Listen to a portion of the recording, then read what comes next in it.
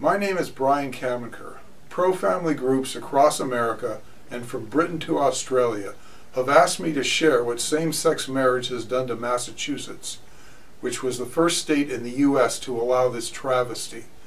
I'm the president of the pro-family group Mass Resistance. For almost 20 years, we've been fighting for parental rights in the schools and pro-family values. Anyone who thinks that same-sex marriage is a benign eccentricity which won't affect the average person should consider what it has done to Massachusetts since 2004. It's been used as a hammer to force everyone to accept homosexuality. The slippery slope is real. New radical demands never cease.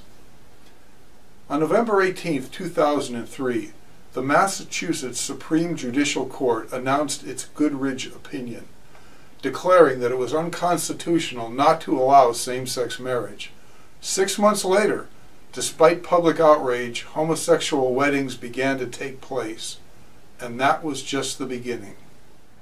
Almost immediately after the gay marriage ruling in Massachusetts, things started happening in high schools across the state.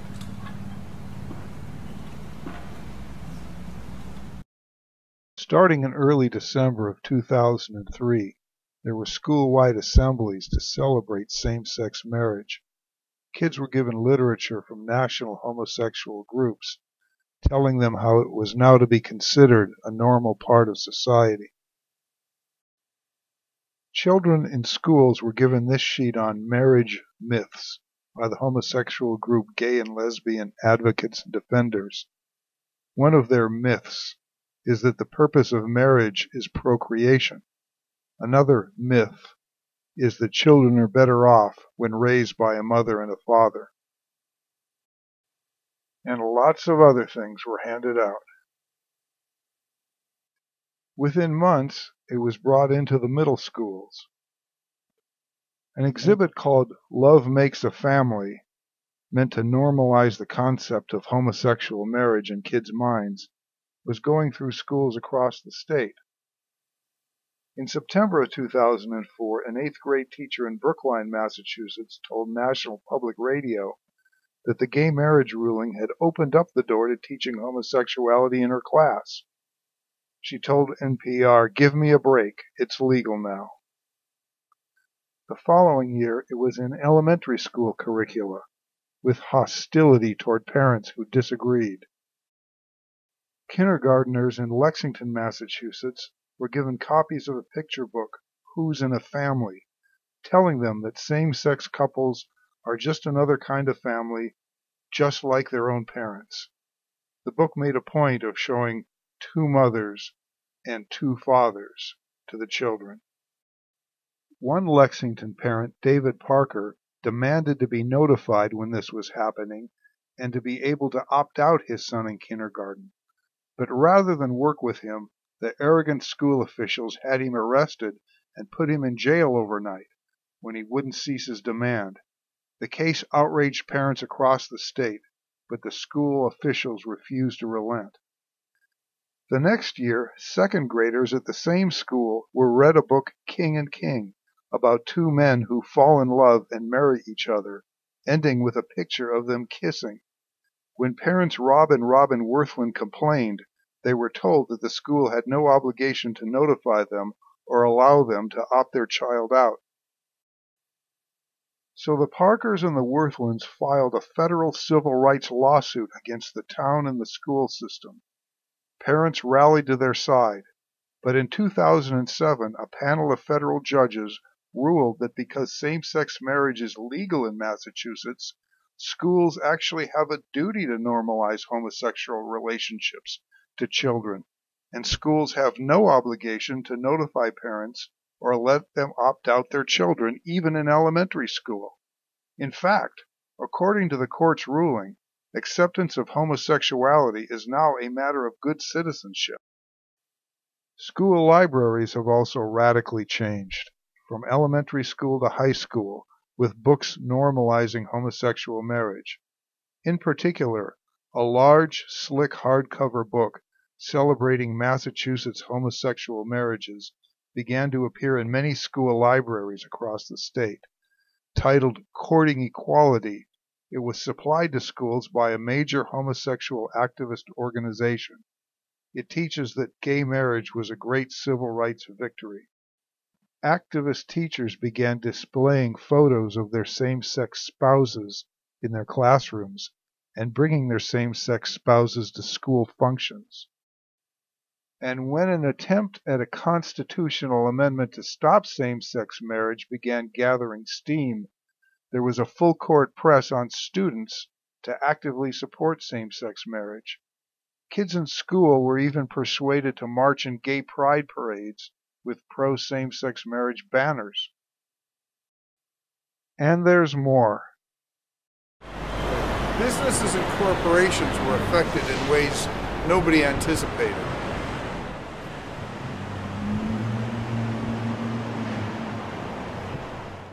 All insurance in Massachusetts must now recognize same-sex married couples in their coverage. This includes auto insurance, health insurance, life insurance, and everything else. Businesses must recognize same-sex married couples in all their benefits and activities regarding both employees and customers. People can get fired from their jobs for expressing religious objections to same-sex marriage. In 2009, an employee of a Boston business was fired for mentioning his disagreement with same-sex marriage after another employee brought it up. It even made the local TV news. His letter of termination said that his comment was inappropriate because, quote, in Massachusetts, same-sex marriage is legal. And of course, the wedding industry is required to serve the homosexual community if requested. Wedding photographers, halls, caterers, etc. must accept same-sex marriage events or be held liable for discrimination. Businesses are often tested for tolerance by homosexual activists. The activists will go into restaurants or bars and publicly kiss and fondle each other to test whether the establishment demonstrates sufficient equality, and if not, the businesses can be fined and punished. The legal profession and the judicial system have also been terribly affected. The Massachusetts bar exam now tests lawyers on their knowledge of same-sex marriage law. In 2007, a Boston man failed the Massachusetts bar exam because he refused to answer a question about homosexual marriage. Increasingly, lawyers in Massachusetts firms practicing family law must now attend seminars on homosexual marriage. Specific issues regarding homosexual family law are now firmly entrenched in the Massachusetts legal system. In addition, there are now several homosexual judges overseeing the Massachusetts family courts. Almost immediately after same-sex marriages came to Massachusetts, the changes started, beginning here at the State House and permeating throughout government.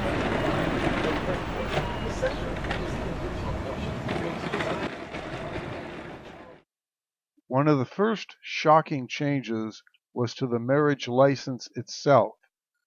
It doesn't say husband and wife anymore. It now says Party A and Party B. And the state's justices of the peace were ordered to perform same-sex marriages when requested, despite religious objections they may have. Some were forced to resign rather than comply. A climate of fear has kept politicians at all levels from disagreeing with or criticizing the homosexual movement since same-sex marriage came to Massachusetts. Public officials are afraid of being accused of wanting to, quote, take away rights, and this fear has expanded to suppress any meaningful debate on all homosexual-related issues. Additionally, it has brought a feeling of intimidation among pro-family people across the state. In recent years, the numbers of politicians and political candidates marching in the Gay Pride Parade is staggering. Every year in Boston, at the beginning of Gay Pride Week, members of the City Council gather in front of City Hall and pay their respects to the homosexual rainbow flag, which then flies over Boston City Hall for the entire week. Even the Republicans, the so-called Conservative Party, has caved in.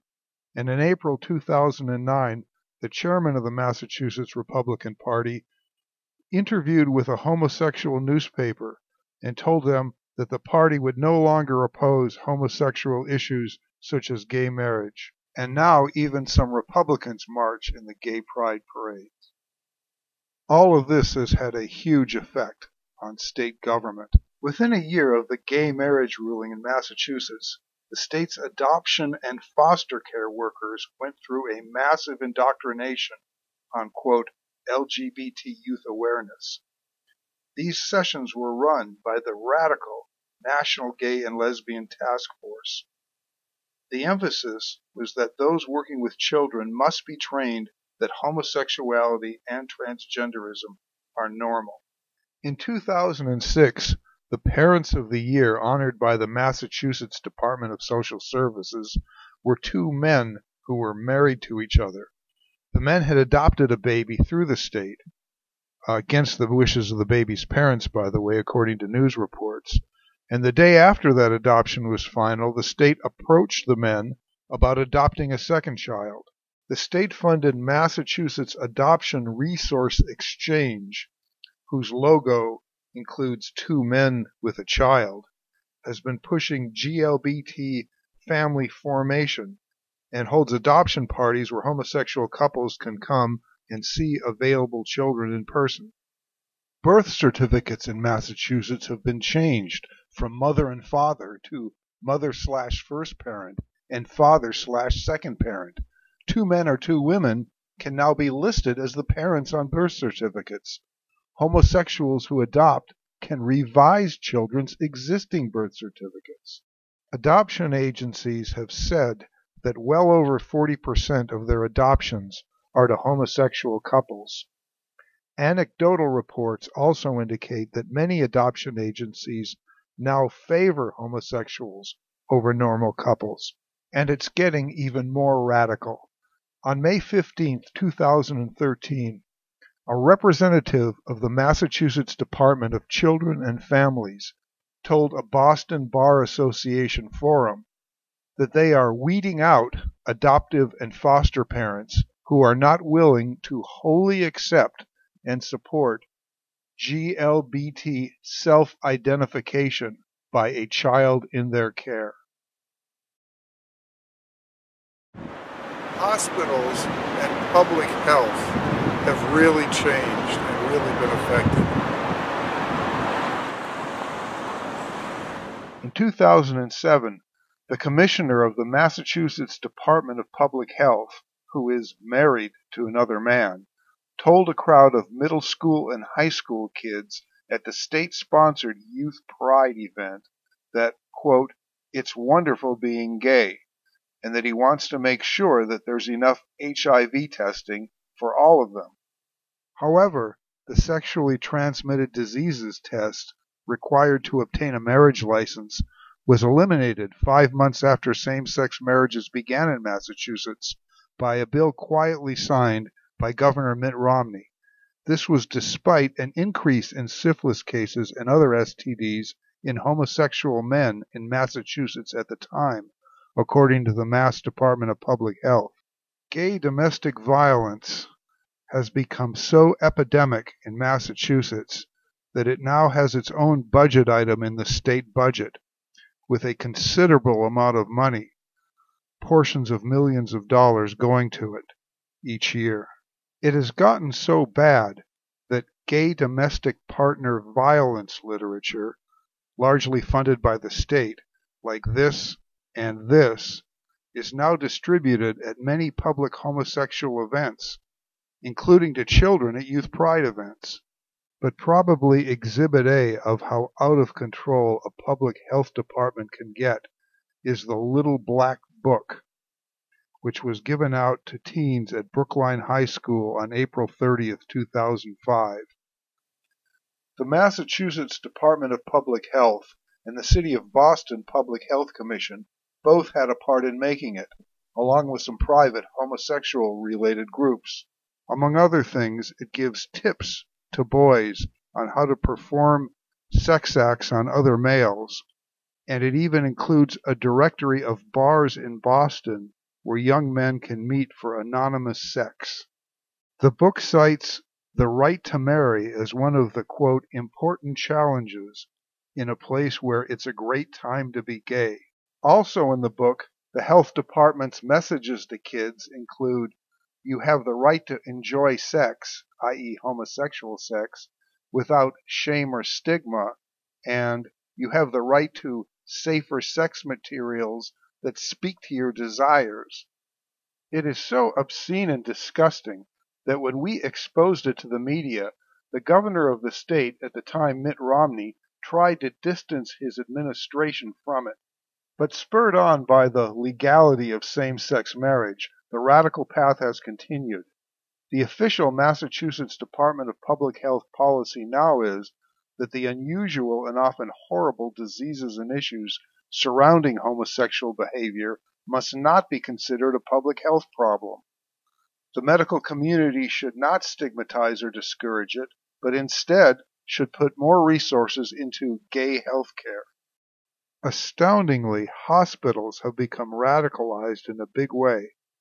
Because of the purported necessity to cater to so-called LGBT health issues, nearly every major Boston hospital has become an active supporter of the homosexual movement. This includes marching in the gay pride parades, holding homosexual events, and putting on numerous gay health-related seminars. This is one of the most disturbing things that's happened. How bad is it?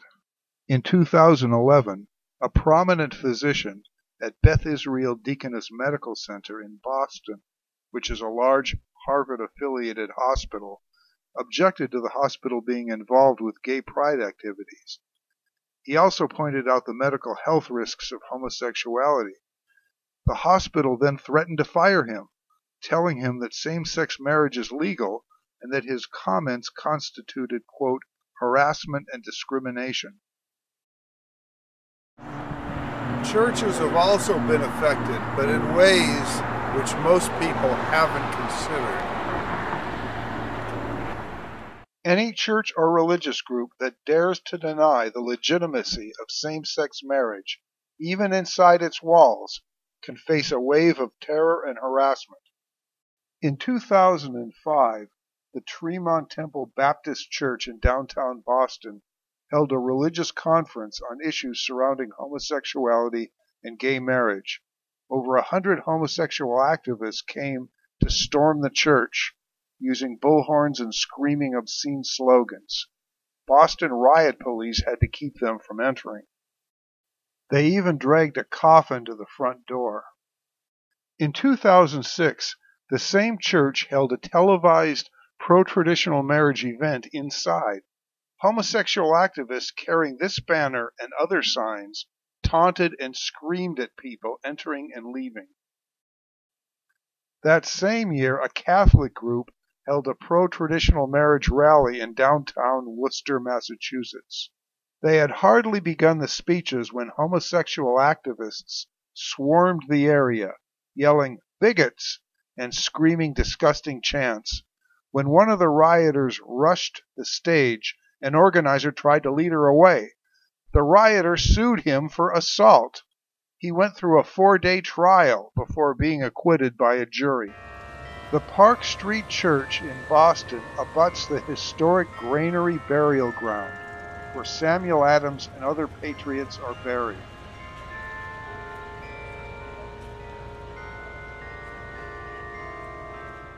In 2009, the church held an ex-gay religious training session inside.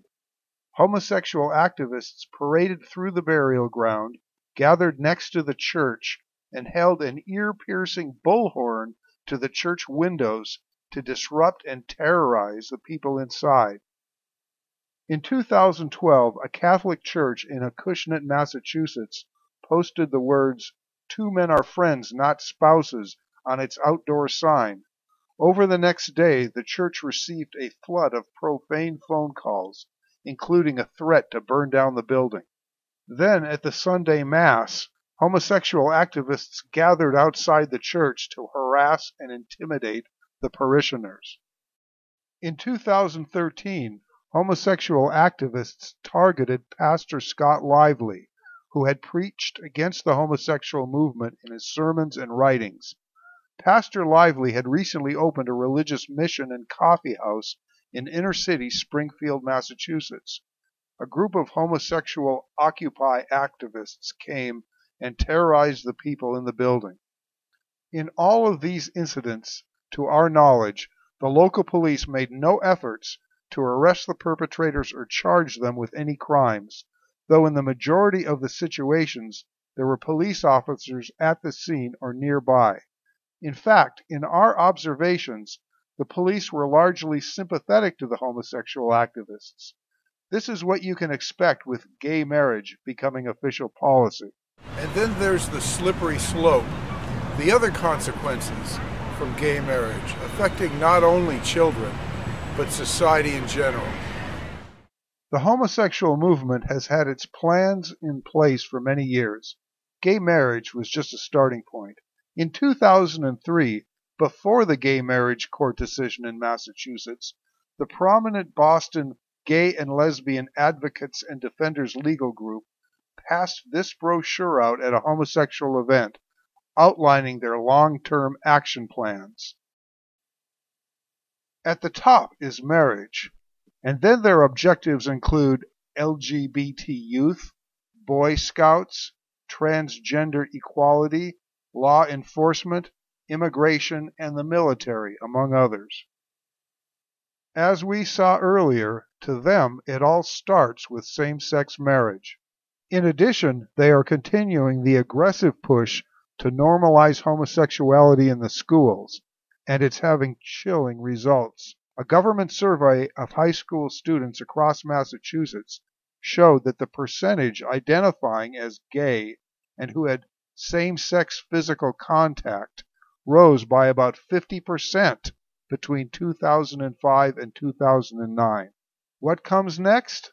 The major theme now in Massachusetts is transcending sexual boundaries, and it's going in all directions.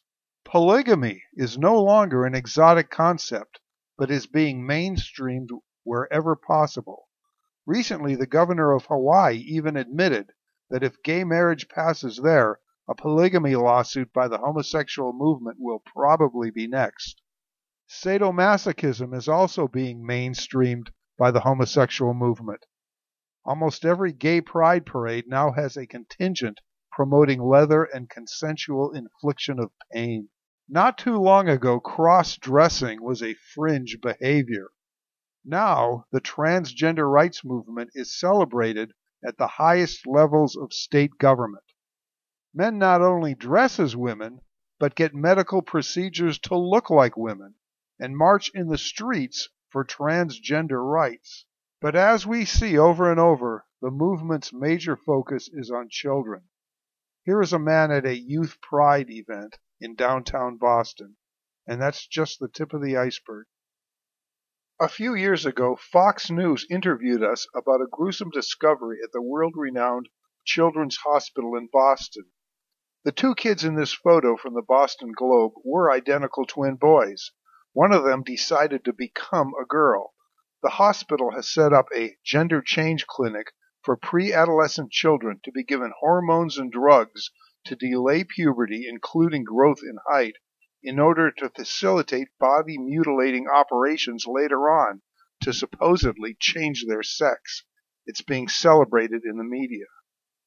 And just this year, the State Department of Education issued a directive to schools across the state that boys who decide to dress as girls should be able to use girls' restrooms, play on girls' sports teams, and be addressed by a girl's name, without the parents' knowledge or consent. And other students or staff who don't agree must be disciplined or given diversity training. That is the brave new world in Massachusetts since gay marriage began. As we've shown you, the slippery slope is real.